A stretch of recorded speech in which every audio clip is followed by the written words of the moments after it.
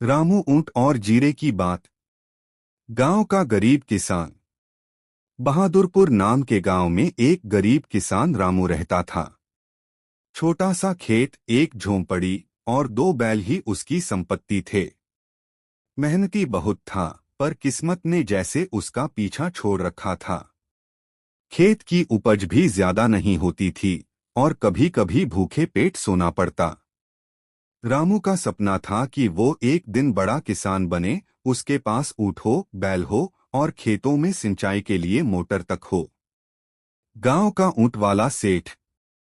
गांव में ही एक सेठ था, सेठ भगतराम। बहुत अमीर पर उतना ही कंजूस। उसके पास ढेर सारे ऊँट थे, बोझा ढोने के लिए, लकड़ी लाने के लिए और दूरदराज की मंडियों में सामान बेचने के लिए। रामू अक्सर सेठ के ऊँटों को देखता और सोचता, काश मेरे पास भी एक ऊँट होता, कितना काम आसान हो जाता। रामू को ऊँट मिल गया। एक दिन चमत्कार हो गया।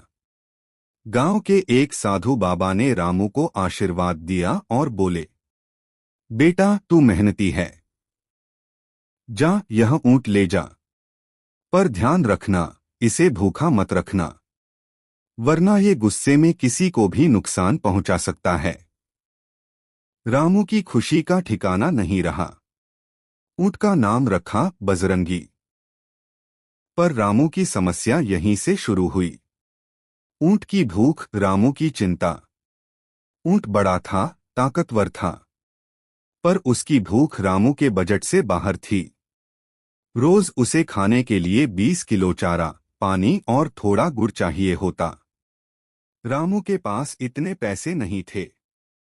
वो कभी 5 किलो चारा लाता, कभी खेत की सूखी घास खिलाता, कभी कुछ नहीं। एक दिन उसने ऊँट को सिर्फ एक चुटकी जीरा खाने को दिया। ऊँट ने नाक से फूंक मारी और जीरा जमीन पर गिरा दिया। पास ही गांव का बच्चा खड़ा था, वह बोला, रामू काका, ये तो ऊँट के मुंह में जीरा जैसा है। सारे लोग हंस पड़े। रामू शर्म से पानी पानी हो गया। गांव में मजाक का पात्र। अब गांव में कोई भी छोटी चीज की बात करता तो हंसते हुए कहते, अबे छोड़, ऊँट के मुंह में जीरा मत डाल। रामू को यह बात चुभने लगी। उसे लगने लगा कि उसके ऊपर सब हंसते हैं। ऊँट भी अब काम करने से मना करने लगा था, क्योंकि उसे भरपेट खाना नहीं मिलता। रामू परेशान था, न तो ऊँट बेच सकता था, साधु बाबा की चेतावनी थी, न ही उसकी देखभाल कर पा रहा था। समाधान की तलाश। रामू अब गांव के समझदार बुजुर्ग मोहन दादा के पास गया। उसने सारी कहानी सुनाई। मोहन दादा बोले, बेटा ऊँट रखना गलत नहीं है, पर अपने सामर्थ्य के बाहर कोई बोझ लेना मूर्खता है।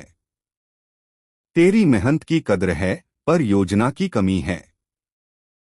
रामू ने सिर झुका लिया। बदलाव की शुरुआत।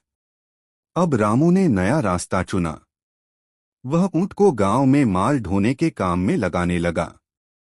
धीरे धीरे उसने 2 से 4 छोटे दुकानदारों से माल ट्रांसपोर्ट करवाना शुरू किया। कमाई थोड़ी बढ़ी तो उसने चारे का स्थायी इंतजाम किया। उसने गांव के बच्चों को सैर कराने के लिए 5 रुपए में ऊँट की सवारी शुरू की। धीरे धीरे लोग उसे फिर से सम्मान देने लगे। गांव की सोच बदली। अब रामू की कहानी गांव में चर्चा का विषय बन गई। सेठ भगतराम भी हैरान था कि कैसे एक गरीब किसान ने बिना ज्यादा संसाधनों के भी ऊँट पाल लिया और उससे कमाई करने लगा। वो रामू से बोला, भाई तूने तो मेरा ऊँट वाला धंधा भी छीन लिया। रामू हंसते हुए बोला, सेठ जी, अब तो ऊँट के मुंह में पूरा बोझ छोड़ रहा हूँ। अब यह मुहावरा नया अर्थ पा गया। ऊँट के मुंह में जीरा अब आलस या बिना योजना के प्रयास की नहीं, बल्कि सीख की मिसाल बन गया था। सीख। जब जरूरत बड़ी हो तो इंतजाम भी बड़ा करना पड़ता है। बिना योजना के बड़ा काम शुरू करना उल्टा पड़ सकता है।